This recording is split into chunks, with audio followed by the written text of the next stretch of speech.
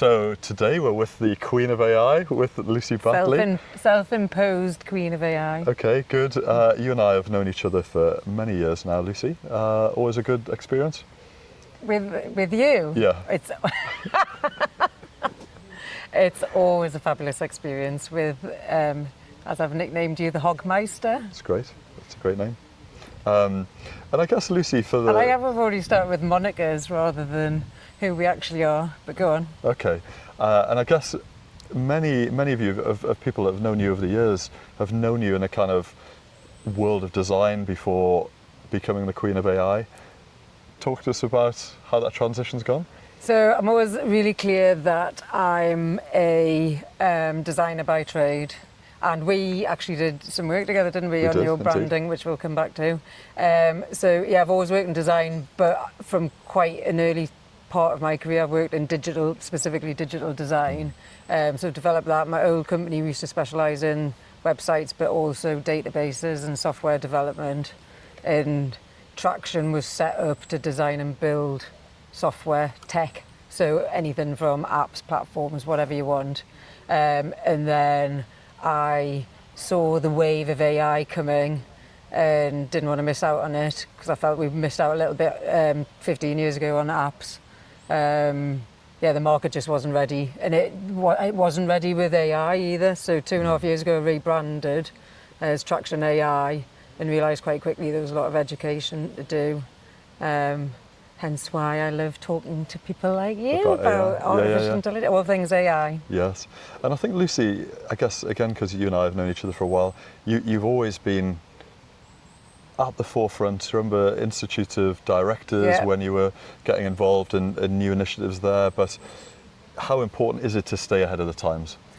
Vital now. And I think one of the big problems with artificial intelligence, I was going to talk about this, but I'll bring it in now. The question I still get asked, even after 2.5 years, is it going to take my job, which is interesting in terms of your sector, and are the robots going to kill us?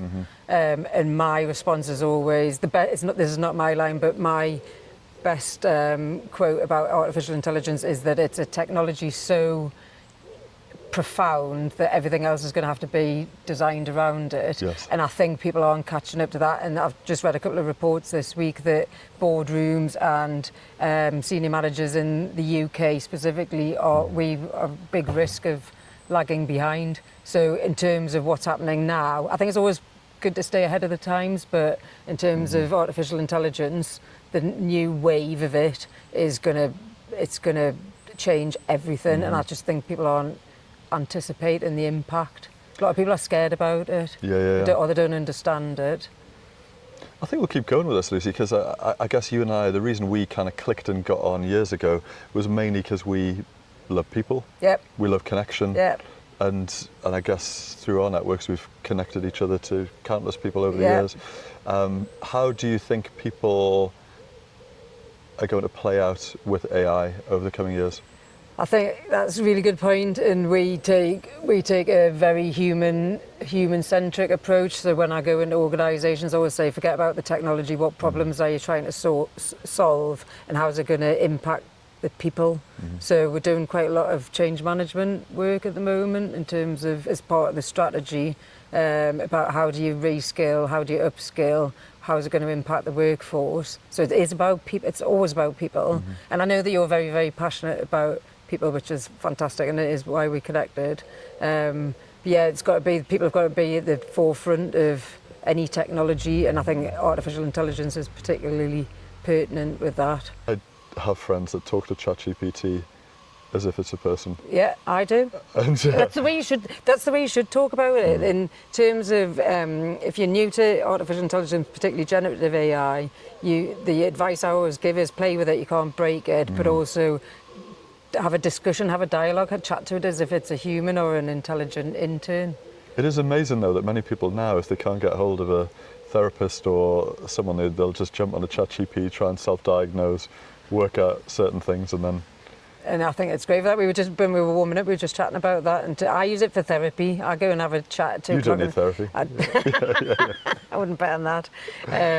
If I can't sleep at 2 o'clock in the morning, I'll have conversations with it. And It's pretty impressive actually, but also tread with caution because it does hallucinate, and there's a risk that if someone's vulnerable, that it's going to get bad advice. The ones that the AIs I've used have got good guardrails in, so if you get to a certain point, it'll always tell you to go and seek professional medical opinions. But a lot of news articles at the moment about people self-diagnosing, so they might have multiple different medical conditions. Somebody was talking about this yesterday, and they've got different specialists working on different conditions, but the NHS is unfortunately not set up to be holistic, and that's what Gen AI is good at, is taking lots of different information and finding patterns in it. Yes. So it's brilliant for things like that, and I think we're going to see a massive advancement in terms of personal tutors, personalised education, personalised medicine. So we'll be at the point, we were talking about vitamins before, that's a brilliant example where the AI can analyse what your physical makeup is and then match different medicines or prescriptions or vitamins or whatever to your specific needs. So it's anything that is beyond human capability, e.g. assessing massive amounts of medical data. Tell me, Lucy, you go to conferences all around the world and you're hearing things firsthand. Are you excited about what you're hearing, or are you frightened by it, or where do you sit in your heart? Both. I think I always use the Star Wars analogy. It's got good and bad in it. But it's a tool. I always say it's a tool. You have to learn how to use a tool, and tools can be used inappropriately by bad actors. So the deep fakes, etc. So it's not the AI, it's the person using the AI that's causing the deep fakes, which is always my response. Positives and negatives, like I said before, I think there's going to be a massive impact that people aren't anticipating, and those that are getting ahead are getting seriously ahead really quickly. The danger is that we're in a geopolitical cash and arms race, so all the big tech, they call them Magnificent Seven in America, have just got all the control at the moment. That's the worry. There's a big backlash at the moment about the EU AI Act.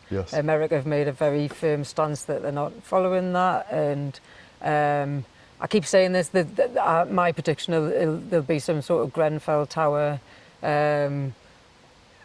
disaster or accident, not necessarily a cyber attack, and then they'll clamp down on it and they'll regulate it either like pharmaceuticals or nuclear. They'll have to. The robots are advancing, but there's still loads of problems with robotics. We're really in the early stages of that, and it'll get faster. But think about what it can't do. It's got to be human AI collaboration. So in terms of generative AI, I always say 80-20 rule. If you're using it to do marketing materials or whatever, 80% should be generated by the AI, and then you put your mark on it. But we joke that it's automated intelligence rather than artificial intelligence. So it can do certain things, but it can't do other things like, I don't know, making cocktails or restaurants, or tourism's going to get impacted. I read an article the other day about people are using AI to plan their holidays, which cuts out the travel agents. But if tourism gets bigger, which it will if people are going to be working less, then who's going to service the tourist industry? So it's funny that as well, isn't it? Like, even though we've had the whole internet for years, it doesn't mean that companies like Hayes Travel aren't booming because people want face-to-face. Yeah, exactly. And I had this chat with Anthony just talking about, even if we were looking for our next opportunity, would you really do it all electronically, or are you not likely to sit in front of someone and have that more personalised experience? So I think there's going to be more requirement for personal skills. And that's the bit that I love. I'm very excited about where we go even deeper with the good people bit. And that needs to be even more enhanced. So like for you and I, how do we add even more value to our network? How are we just, I don't know, we're talking about showing up better or adding more value or just being a better egg. Maybe for those people that are still out and very deep in the people world, I have a feeling that those people are going to probably go up in value. I don't know what you think. I think it's going to be a bit of a mixture. What I'm hearing from our clients is they want people to be more multidisciplined. My stance is, I think things will become more project-based, and there'll be much more requirement for being more strategic. Because you've got to remember they're tools, and people are still adapting to the tools, but it'll get the point where it'll become mainstream, like a calculator. So if I asked you to do a really complicated maths problem now without a calculator, you'd think I was bonkers. So it'll become what's termed general technology, where everyone's using it. So if everyone's using the same tools, how do you stand out? So it's change, and people don't like change, which is why they're frightened about it. But yeah, it's about adaptation. My personal opinion is that things will become more project-based, and we need to have more multidisciplinary teams. More multifunctional teams. So that means you need to map out people's really strong core skills, and then matrix model, helicopter them in and build projects around. So you're not just having a techie needs to be in the room, but also a designer, a storyteller, an ethics person, an HR person, a legal person, a philosopher, an artist, I don't know, the list goes on, and it's about getting the right people in the room to get different perspectives, to do that kind of think tank creativity. It's not just about creativity in the art sense, it's about creative thinking and curious thinking and problem solving and exploring problems, and I think that's where the human bit's going to come in. Thinking about all the clients that we know, given what you've been doing in the AI space, what would you say to people who have yet to kind of embark on even considering how they would use tools for their business? Get some advice, get on board with it now, or you're going to get left behind. No doubt about it. Contact me, give you the strategic advice. But they're going to get left behind, we're already seeing it. As I said before, the UK, we're way behind. We're always behind America, 6 months in terms of the technology that's getting created and built because of the money that's being invested. I really genuinely think that companies that are putting their head in the sand and not embracing it are going to fall off the rails quite quickly. What's the funniest thing you've seen with AI? What's the funniest thing I've seen with AI? Oh, that's a good question. I'm not sure if I want the answer on this video, by the way. I did have a personal one. I had a drunk conversation, and I got my AI to pretend it was Yoda. And I went on for about 4 hours. It was hilarious. So going back, we were talking about people chatting to it like it's a companion. That's great. And I think that loneliness is a big problem, particularly in the older generations. And I joke that I'm training my AI to know everything about me, so when I'm incapacitated. So do you do that? Are you building it? I'm consciously training it. Which are you through chat or through? The one I use is ChatGPT. It's the best one on the market, paid version. And being that forward-thinking piece and being ahead of the game, I could see what was going to happen in terms of this is going to be massive, but also I knew, and because I'm reading about it all the time, I knew last year, it's a year ago, they were going to introduce memory. So for the first 2 years that I was using ChatGPT, I was very conscious about what I was putting into it, because the difference with AI is you've got to think differently about it. So traditional software, Photoshop or whatever, you get an image. Microsoft Word, you get a report, you get an output. This is going back, you have to have a conversation with it. It's a constant dialogue. And the training the models, so the models work on big data sets, but you have to keep constantly training the models to improve them. So it's a two-way street. And the ChatGPTs and the co-pilots of this world are learning from all the data we're putting into that. They're learning how we are interacting with it, and they're adjusting it constantly. It's, we are on the brink of utopia or dystopia, there's no doubt about that. And there needs to be some serious discussions about it. And as I said before, all the money's in, it's all male orientated, it's all big tech, and it's all in America. But we've got the brains, all the people who are the creators of artificial intelligence and machine learning are all from British universities, bulk of them. I think what I'm fascinated by, you and I used to chat a lot about like tech products, services, SaaS, like 5 years ago, and you just think, gosh, it feels like the world's moved on so quickly since then. I mean, obviously, yes, there's still loads of stuff going on, but you think... The change was the technology that was the forefront of ChatGPT. So machine learning's been around for literally decades. instigated by all the code development in the war. Alan Turing, the code breaking, that was kind of the preemptive. So that's in the late 40s, 50s. So it's been around for decades. The big change was the transformer technology. So GPT's generative pre-trained transformer, and that was actually Google. Yes. So it was Jeff Hinton invented that in 2017. Yes. And then wrote a white paper about it. I love this. Google wrote a white paper about this technology, and then OpenAI built ChatGPT off the back of it. Off the back of it, and we're now. I mean, you're old enough to remember Mac and Microsoft in the 90s. We're in the same thing again. Same race. AI should be here to serve humans, not the other way around, and that's the cautionary tale bit. It's got phenomenal possibilities, and we're going to see new materials, new energy, new ways of looking after the planet. That's is my hope. Because once all the automation tools come in and none of us are working anymore, we're going to have these beautiful surrounds to enjoy. I think that's what I struggle with. I think, and you chat to so many people where they just you can't articulate what the future looks like. I don't know. And that, I think, is quite scary for a lot of people because, and I find it really funny, you know, the number of conversations we have with guys from big corporate and they're getting excited about their big pension or their company benefits and whatever, and you think the world is transforming at a rate that... The humans will slow it down. Yeah. The humans will slow it down. We've seen that. I always quote John Maynard Keynes, the industrialist in the Industrial Revolution. Sorry, he's an economist in the Industrial Revolution. He essentially wrote the theory for GDP, and he predicted that by the time his great-grandchildren now would all be working a 14-hour week. The technology's there, we're not. Yeah, we're just, it's taking It's a long that time. old adage of how many council workers does it take to fill a pothole? One and 6 of them to sit around looking at it. We'll make new jobs.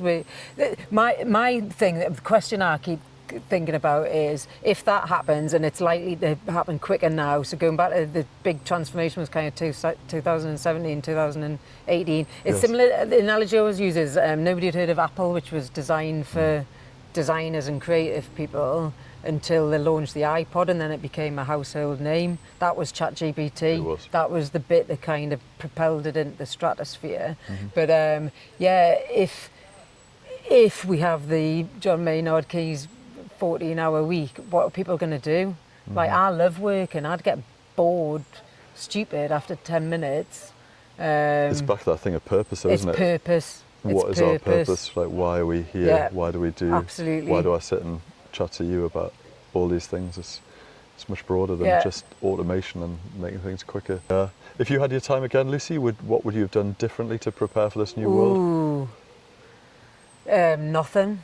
Okay. I think nothing. I think it would be more about preparing myself, which is the same question. I think the reason that people ask me quite a lot is why I'm so tripped on it, why I'm so fascinated by it, is because I've always been fascinated by technology, but I never thought we'd be at where we are now in my lifetime. And it's going to get faster because the AI will start making AI, etc. So it'll snowball.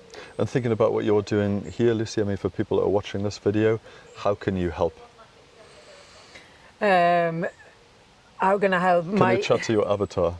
My advice to anybody who is not using it is get on board, get something like ChatGPT, which is free. Copilot's coming in mainstream now. It's everybody who's got Microsoft 365's got it. It's not great, but it'll get better. So just play with it and get on board. At more senior level, you need to be very strategic about it, and that's where we come in. We write strategies, and if that involves designing and building bespoke databases where you store and manage the data and make it secure, and we design those to be bespoke for the businesses, or they want to design bespoke technology, whatever that may be, we can help with that, or we can certainly signpost you into the right direction. But yeah, my advice is get on board or you're doomed. And for those people that haven't spoken to you yet, Lucy, how do they just reach out for a coffee? Yeah. Catch up. LinkedIn's probably the best way to get in touch with me. Good. Or through you, Richard. Through me. You've got me on speed dial. Good. Give me a prediction for 5 years' time, Lucy. I can't tell you that. I couldn't tell you what's going to happen in 6 months' time. But I think the big impact in the markets to focus on are pharmaceuticals. So Speed of drug development. The speed of drug development, but that's gonna impact on getting things through the FSA and the British equivalent. So that's going to have to change. The regulations are going to have to change with that. It's anything that you can do with massive amounts of data and find patterns, medicine, perfect. Find new medicines, new synthetic medicines, but also we're going to see a shift in the near future towards smaller language models. So taking just your data of your organisation, and this is why you need to have the problem solving, the strategic bit. How do you use that data? But you don't need massive large language models. They're going to be small language models. And this year's the year of the AI agents, where this is the shift towards English instructions. ChatGPT have just launched their own version of it. That's whereby, in theory, I could program an agent to say, right, I've got £100,000 to invest. I want to make 2 million on Amazon. Work out how to do that, and it'll go off, research the best-selling products. It'll find you a drop shipping warehouse. You didn't even need to store it. It'll do the marketing campaign for you, do all the transactions, and Bob's your uncle. In theory, you will be able to do that though. So you can see the impact that's going to have on people. Oh, amazing. Well, Lucy, as much as I'd love to keep blasting you with AI questions, that wasn't as painful as I thought it was going to be. I might pause you for the time with the Queen of AI, and we will catch up soon. Thank you very much. Lovely It's been an absolute pleasure. Cheers, Lucy.